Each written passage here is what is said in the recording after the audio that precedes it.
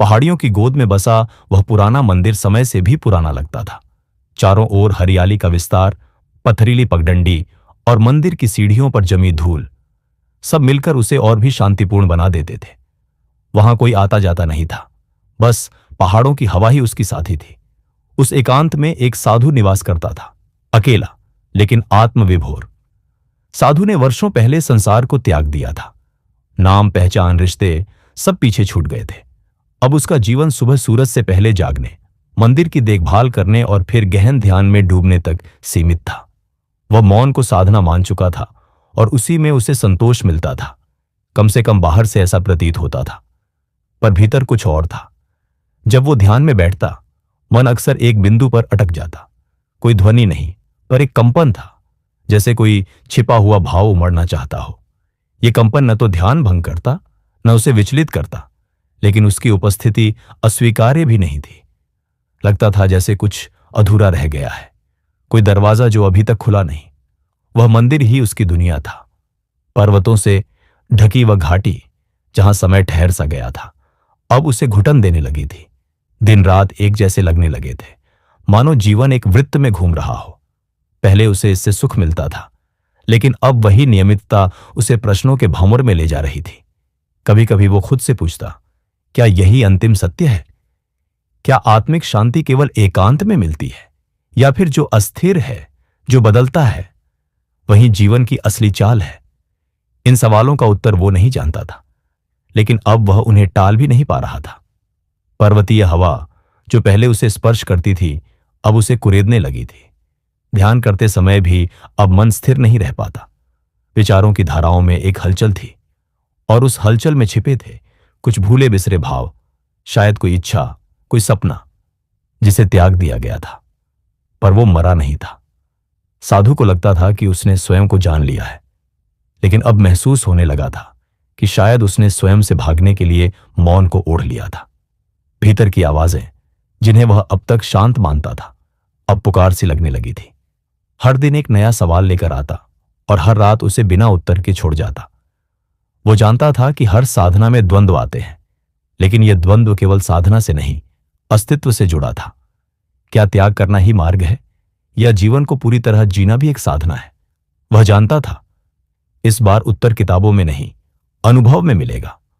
उस दिन जब सूर्य अस्त होने लगा, आसमान हल्का गुलाबी हो गया था। मंदिर की दीवारों पर पड़ती लंबी परछाइयां कुछ नया संकेत कर रही थी। साधु खामोशी से बैठा रहा, पर उसकी चेतना में हलचल थी, किसी आने वाले बदलाव की, किसी अनदेखी अनुभूति की, जैसे कोई परछाई उसके पास से उड़ती हुई गुजरी हो। उसने अपनी आंखें खोली और एक गहरी सांस ली। हवा में एक नई मिठास थी, एक अनजाना संकेत, मानो प्रकृति उससे कह रही हो, अब मौन काफी नहीं है, अब जीवन खुद बोलेगा। सुबह की किरणें अभी पहाड़ियों की चोटियों को छू रही थी जब साधु ने अपनी आंखें खोली। हवा में ठंडक थी, लेकिन उसमें कुछ अलग भी था, जैसे कोई कोमल उपस्थिति आसपास मंडरा रही हो। मंदिर के आंगन में सन्नाटा पसरा हुआ था, पर फिर भी उसे लगा जैसे कोई वहां है, कुछ हल्का, कुछ चुपचाप। वह उठा बिना किसी जल्दबाजी के और मंदिर की सीढ़ियों पर बैठ गया। नीचे फैली घाटी पर नजर डाली। हरियाली में डूबा संसार उसे हमेशा सुकून देता था, लेकिन आज उसमें एक हल्की बेचैनी घुली हुई थी। तभी उसकी नजर एक चमकती हुई आकृति पर पड़ी, जो मंदिर के पत्थर पर धीरे धीरे बैठी थी। एक तितली। उसने गौर से देखा, नीले और सुनहरे रंगों से सजी वो तितली किसी चित्रकार की कल्पना जैसी लग रही थी। पंखों की हर हरकत में संगीत था, जैसे वो कुछ कहना चाह रही हो। वो उसे अपलक देखता रहा, जैसे वर्षों बाद कोई भूली बिसरी स्मृति सामने आ खड़ी हुई हो। तितली ने सिर हिलाया नहीं, लेकिन उसकी उपस्थिति साधु के भीतर हलचल पैदा कर गई। तितली ने उड़ने का कोई प्रयास नहीं किया, वो बस वहीं बैठी रही, स्थिर लेकिन जिंदा। साधु को अचानक एहसास हुआ कि उसकी सांसों की गति बदल गई है। वर्षों से भीतर जमा कोई भावना जैसे इस मुलाकात से पिघल रही हो। यह कोई सामान्य जीव नहीं था, इसमें कोई संदेश छुपा था, कोई संकेत जो शब्दों में नहीं, अनुभव में बसा था। वो पास गया, लेकिन बहुत धीरे, कहीं यह सुंदरता डरकर उड़ न जाए। आश्चर्य की बात यह थी कि तितली जरा भी विचलित नहीं हुई। उसकी पंखों की थिरकन अब जैसे साधु के दिल की धड़कनों से मिलकर कोई लय बना रही थी। उसे पहली बार लगा कि प्रकृति उसके मौन को सुन रही है और अब उत्तर देना चाहती है। उसने खुद से पूछा, क्या यह केवल एक तितली है या कोई प्रतीक? क्या यह क्षण कोई साधारण क्षण है या फिर कोई दरवाजा जो जीवन की दूसरी दिशा में खुलता है? इन सवालों के उत्तर तितली नहीं दे रही थी, लेकिन उसकी मौजूदगी ने वो सवाल जरूर जगा दिए थे जो कहीं अंदर दबे पड़े थे। कुछ पल ऐसे ही बीते, फिर तितली ने पंख फड़फड़ाए और एक छोटी सी उड़ान ली, बस कुछ ही इंच ऊपर, फिर मंदिर के खंभे पर बैठ गई। यह उड़ान बड़ी नहीं थी, पर उसका असर गहरा था। मानो वो साधु से कह रही हो, तुमने बहुत देर से खुद को रोक रखा है, उड़ो, थोड़ा सा ही सही। साधु मुस्कुराया, हल्के से, अनजाने में। वो मुस्कान उसके वर्षों के तप और मौन में पहली बार आई थी। ऐसा नहीं था कि उसने कुछ समझ लिया था, लेकिन कुछ छू गया था। कोई संवेदना, कोई चेतावनी नहीं, बल्कि एक निमंत्रण। भीतर जो खालीपन था, उसमें एक रंग भरने लगा था। तितली कुछ देर और रुकी, फिर हल्के से फड़फड़ाकर हवा में विलीन हो गई। लेकिन उसके जाते ही भी एक उपस्थिति रह गई, नजर से ओझल पर एहसास में स्थायी। जैसे कोई क्षण आपको बदल जाए, लेकिन आप उसका स्पष्टीकरण न दे सकें, बस महसूस करें। उस दिन पहली बार साधु को लगा कि उसका मौन टूटा नहीं, बल्कि किसी और भाषा में बदल गया है। और इस नई भाषा का पहला शब्द था तितली। तितली के जाने के बाद भी साधु देर तक उसी जगह बैठा रहा। उसकी आंखें उस दिशा में थीं जहां वो उड़ती हुई गई थी, लेकिन मन, वो तो कहीं और निकल पड़ा था। भीतर कुछ जागा था, कुछ ऐसा जो लंबे समय से सोया पड़ा था, एक कंपन जो शांति के नीचे छुपा बैठा था। बरसों की तपस्या ने उसे सिखाया था कि भावनाओं को आने जाने देना चाहिए, उन्हें पकड़ना नहीं। पर आज जो अनुभव हुआ, वो केवल भाव नहीं था, वो एक संदेश था, कोई अज्ञात स्मृति, कोई अधूरी बात, जैसे उस तितली की मौजूदगी ने उसे छूकर बाहर खींच लिया हो। उसका ध्यान भंग नहीं हुआ, पर भीतर कुछ चलने लगा था, जैसे किसी शांत जलाशय की सतह पर कोई छोटी सी लहर आकर सब कुछ बदल दे।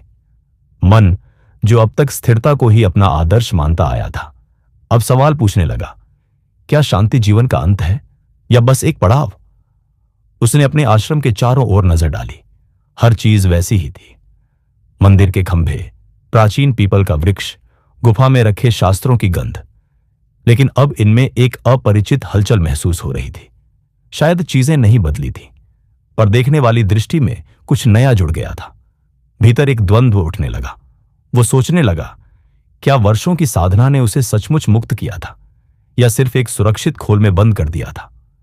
वो अपने ही उत्तरों पर संदेह करने लगा, और यह संदेह उसे असहज नहीं कर रहा था, बल्कि वह नए अनुभव का द्वार बन गया। उस रात साधु ने पहली बार ध्यान में उतरने से पहले गहरी सांस ली, मानो खुद से अनुमति ले रहा हो कि आज का ध्यान वैसा नहीं होगा जैसा हमेशा होता आया है। जब आंखें बंद हुईं तो मन तुरंत स्थिर नहीं हुआ। पहले तितली की छवि आई, फिर एक बेचैन सी हलचल, जैसे कुछ बोलना चाहती हो। ध्यान की गहराई में उतरते हुए उसे लगा जैसे कोई भीतर दस्तक दे रहा है। वो दस्तक कोई शब्द नहीं थी, न कोई दृश्य, सिर्फ एक अनुभूति थी, जैसे कोई भूली हुई पुकार उसे फिर से बुला रही हो। और उस पुकार में एक परिचय था, कोई ऐसा जो साधु को साधु बनने से पहले जानता था। सदियों के मौन के नीचे दबा बचपन, कोई पुराना सपना, शायद एक अधूरा रिश्ता। जो भी था, अब वो मन की सतह पर आने लगा था। साधु ने उसे रोका नहीं।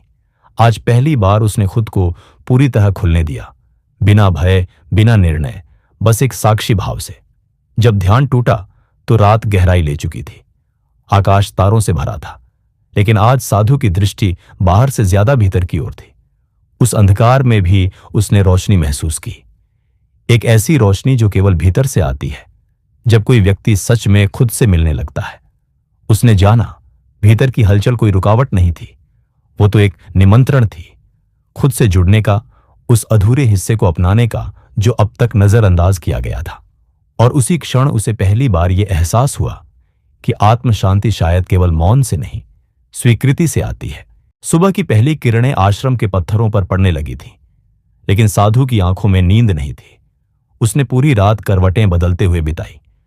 तितली की वह मुलाकात, भीतर की हलचल और ध्यान में उठती आवाजें, सब कुछ उसकी साधना की नींव को धीरे धीरे हिला रहे थे। वर्षों से उसने जीवन को एक ही दिशा में देखा था, निर्विकल्प, निशब्द और निर्विकार। अब पहली बार उसे विकल्पों की गंध आने लगी थी। मन यह सोचने लगा था कि अगर सब कुछ पहले जैसा न रहे तो क्या वह स्वयं भी वैसा रह पाएगा जैसा आज तक रहा है। उसने अपनी माला उठाई, पर जप करते समय उंगलियों में पहले जैसी एकरूपता नहीं रही। हर मन का अब एक प्रश्न बन गया था, क्या मुझे यह सब फिर से चाहिए? क्या मैं तैयार हूं उस जीवन से अलग होने के लिए जिसे मैंने स्वयं चुना था? परिवर्तन का भय बहुत सूक्ष्म होता है। वह चिल्लाकर नहीं आता, वो धीरे धीरे मन के किसी कोने में घर कर लेता है। साधु को महसूस होने लगा था कि उसका डर किसी बाहरी घटना का नहीं, बल्कि अपने ही भीतर जन्म लेती पहचान के खोने का था। वो पहचान जो वर्षों की साधना से बनी थी, एक शांत सच्चे मार्ग पर चलता व्यक्ति। अब अगर वह उस रास्ते से भटकता है तो क्या उसका त्याग व्यर्थ जाएगा? ये सवाल उसे परेशान करने लगे। किसी भी बदलाव से पहले यही सबसे बड़ा डर होता है, क्या जो खो दूंगा वो फिर कभी मिल पाएगा? उसने सोचा, क्या यह तितली सिर्फ एक प्रतीक थी? क्या वह उसके भीतर उस बदलाव को जागृत करने आई थी जिससे वह हमेशा बचता रहा? उसके आने से मन में जो तरंगें उठी थीं, वे किसी साधारण घटना की उपज नहीं लगती थीं, जैसे किसी लंबे मौन को एक शब्द मिल गया हो। पर डर यहीं खत्म नहीं हुआ। उसे यह भी डर लगने लगा कि अगर वह अपने भीतर के इस द्वंद्व को स्वीकार कर लेता है तो क्या उसका संतुलन बिगड़ जाएगा? शांति जो इतनी कठिनाई से अर्जित हुई थी, क्या वह एक क्षण में टूट सकती है? उसने गहरी सांस ली और सोचा, क्या असली शांति वो नहीं होती जिसमें भय भी हो पर स्वीकार के साथ? क्या मौन वही होता है जिसमें परिवर्तन की आहट भी गूंजे और हम उसे भी गले लगा लें? मन इस विचार से थम सा गया, पर भीतर अब भी संकोच था। कुछ समय बाद वो मंदिर के बाहर बैठ गया। सामने वही पीपल का पेड़ था जहां वह अक्सर ध्यान करता था। हवा में एक नमी थी और पत्तों की सरसराहट में कुछ कहने जैसा, जैसे प्रकृति भी समझ रही थी कि उसका एक अंश बदल रहा है और उसे नकारा नहीं जा सकता। शायद डर गलत नहीं था, शायद परिवर्तन का डर ही वो संकेत होता है जो बताता है कि कुछ नया जन्म लेने वाला है। और शायद वही डर सही दिशा की पहली सीढ़ी भी हो सकता है। साधु ने आंखें मूंदी, पर इस बार वो खुद को रोक नहीं रहा था, बल्कि भीतर उठते इस डर को धीरे धीरे अपनाने की कोशिश कर रहा था। साधु अपने कक्ष की देहरी पर बैठा आकाश की ओर देख रहा था। सूरज धीरे धीरे बादलों से झांक रहा था और हवा में एक हल्की सी नमी थी। कुछ अलग था उस सुबह में, एक तरह की बेचैनी जो अब पीड़ा नहीं लग रही थी, बल्कि एक बुलावे जैसी महसूस हो रही थी, जैसे कोई उसे पुकार रहा हो बाहर की ओर। कल तक जो जीवन उसे संपूर्ण लगता था, आज उसमें अधूरापन दिखने लगा था। वो मौन जो कभी उसकी शक्ति था, अब एक दीवार सा लगने लगा था। भीतर से एक हल्की सी इच्छा सिर उठाने लगी थी, कुछ देखने की, कुछ नया महसूस करने की, कुछ ऐसा जो मंदिर की दीवारों से परे हो। वो जानता था ये इच्छा अचानक नहीं जागी, वो वर्षों से वहीं थी, बस दबा दी गई थी त्याग के नाम पर। अब तितली के आने के बाद जैसे वो बीज फिर से अंकुरित होने लगा था। उस उड़ान की कल्पना जो उसे बचपन में लुभाती थी, अब एक बार फिर उसकी चेतना में लौट आई थी। कभी बचपन में वह भी पेड़ों पर चढ़ता था, नदियों के किनारे दौड़ता था, आकाश को तकता था और कल्पना करता था कि पंख होते तो उड़ जाता। फिर समय ने उसे गंभीर बना दिया और उस नन्ही उड़ान की इच्छा को बचकानी कहकर कहीं भीतर बंद कर दिया गया। अब वही इच्छा वापस आ गई थी, पर इस बार बचकानी नहीं, बल्कि गूढ़ और प्रौढ़ होकर। अब वह केवल बाहर की उड़ान नहीं, बल्कि भीतर की आजादी की तलाश बन चुकी थी। एक ऐसी उड़ान जो उसे खुद से मिलाए, न कि उससे दूर करे। और यही बात उसे भीतर तक हिला रही थी। कई बार उसने खुद को समझाने की कोशिश की, यह सब मोह है, आकर्षण है, साधना में बाधा है। लेकिन हर बार ये बहाने उसके भीतर उठती उस चुप सी पुकार को शांत नहीं कर पाते थे। ये कोई वासना नहीं थी, ये एक स्वाभाविक आकांक्षा थी, जीवन को उसके हर रंग में अनुभव करने की। आश्रम के बाहर एक चिड़िया उड़ती हुई निकली। साधु ने उसे देखा। उसकी गति, उसकी स्वतंत्रता, उसकी सहजता, वो कहीं नहीं फंसी थी, किसी नियम की जंजीरों में नहीं बंधी थी।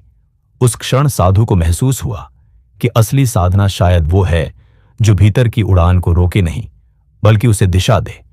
उसने मंदिर के आंगन में कुछ कदम चलकर पुराने जलकुंड में अपना प्रतिबिंब देखा। चेहरा वही था, शांत, थका नहीं, पर आंखों में अब पहले जैसी स्थिरता नहीं थी। वहां अब एक चमक थी, जैसे कोई बच्चा फिर से सपना देखने लगा हो। साधु मुस्कुराया, बहुत हल्के से, जैसे अपने भीतर की इस नई चिंगारी को स्वीकार कर रहा हो।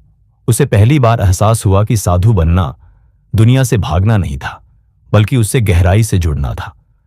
और जुड़ने के लिए उड़ना जरूरी था, केवल भीतर की गहराइयों में ही नहीं, बाहर की ऊंचाइयों में भी। बिना उड़ान के अनुभव ज्ञान अधूरा रह जाता है। उसने आसमान की ओर देखा। तितली की कोई परछाई वहां नहीं थी, लेकिन उसकी उपस्थिति अब भी भीतर गूंज रही थी, और उसी गूंज के साथ एक निश्चय जन्म ले चुका था। अब सिर्फ बैठना नहीं, अब चलना है, शायद धीरे धीरे, पर उस उड़ान की ओर जिसे कभी खुद ही बंद कर दिया था। मंदिर की घंटियां धीरे धीरे सुबह की खामोशी को तोड़ रही थी। साधु आज भी वैसा ही दिख रहा था, वही गेरुए वस्त्र, वही चप्पलें, वही कमंडल, पर अंदर कुछ बहुत गहरा बदल चुका था। अब उसके उठने बैठने, चलने और देखने के ढंग में एक अनकही बेचैनी थी, जैसे उसकी आत्मा किसी और दिशा की ओर खींच रही हो। उसने वर्षों से मंदिर के नियमों का पालन किया था। हर दिन एक जैसी दिनचर्या, प्रार्थना, ध्यान, सेवा और मौन, वह सब अब भी उसे प्रिय थे, लेकिन अब उनका रंग थोड़ा फीका लगने लगा था, जैसे वह अध्याय पूरा हो चुका हो और किताब का अगला पन्ना खुद से पलटना चाह रहा हो। सुबह का ध्यान पूरा करते ही उसने मंदिर के मुख्य पुजारी से मिलने का निर्णय लिया। कदम थोड़े भारी थे, लेकिन मन एकदम स्पष्ट। जब वह गुरुजी के पास पहुंचा तो वे पहले से ही उसकी आंखों में परिवर्तन पड़ चुके थे। कुछ पल मौन रहा, फिर गुरुजी बोले, कुछ कहने की जरूरत नहीं पुत्र, मन बोल रहा है और मैं सुन रहा हूं। साधु की आंखें भर आईं। वो कोई विद्रोह नहीं करना चाहता था, वो कृतज्ञ था उन वर्षों के लिए जिनमें उसे शांति मिली, दिशा मिली और सबसे बढ़कर स्वयं से परिचय मिला। लेकिन अब उस परिचय को परखने का समय आ गया था। स्थिरता ने उसे जगा दिया था, अब गति उसे जीवित रखेगी। क्या आप मुझसे नाराज हैं? उसने कांपती आवाज में पूछा। गुरुजी मुस्कुराए, नहीं, मैं तुम्हें आशीर्वाद देता हूं। हर साधना एक मुकाम पर आकर तुम्हें बाहर की परीक्षा के लिए तैयार करती है। मंदिर में रहना आसान है, बाहर जीना कठिन। अब तुम्हारी परीक्षा वहां होगी जहां शांति नहीं, पर फिर भी आत्मा को शांत रहना होगा। शाम तक वह अपनी छोटी सी गठरी बांध चुका था। उसमें ज्यादा कुछ नहीं था, बस कुछ कपड़े, एक ताबीज जो उसकी मां ने बचपन में दिया था, और कुछ पत्तियां जिन पर वह जीवन के सूत्र लिखता था। बाहर मंदिर का आंगन सुनसान था, लेकिन भीतर उसकी स्मृतियों की भीड़ लगी हुई थी। हर कोना कुछ कह रहा था।